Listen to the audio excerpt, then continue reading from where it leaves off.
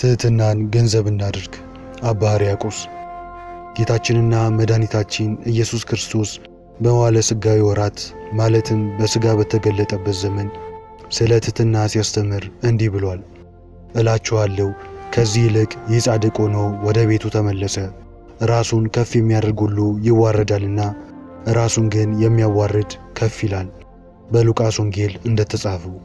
ይህንን አምላካዊ ቃል ዋቢ በማድረግ ነው ታላቁ አባት አባ ሕርያቆስ በቅዳሴ ማርያም መጽሐፉ ላይ ትዕቢትና መታጀርን ጌጥ እናድርግ፣ ትዕግሥትን ገንዘብ እናድርግ ሲል የተናገረው።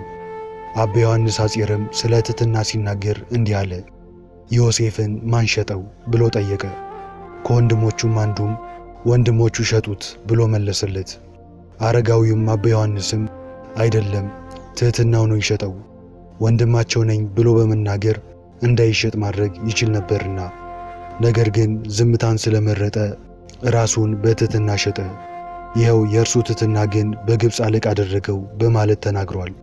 ወደ ቆላሴስ ሰዎች ምዕራፍ 3 ቁጥር 13 ላይ እርስ በርሳችሁ ትዕግሥትን አድርጉ፣ ማንም በባልንጀራው ላይ የሚነቅፈው ነገር ካለ ይቅር ተባባሉ፣ ክርስቶስ ይቅር እንዳላችሁ እናንተ ደግሞ እንዲሁ አድርጉ ይላል።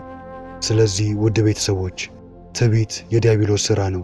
እኛ ደግሞ በጥምቀት ልጅነትን ያገኘን የእግዚአብሔር ልጆች መሆናችንን ተገንዝበን ራሳችንን የትሕትና ሰው በማድረግ ትዕግሥትን ገንዘብ እናድርግ።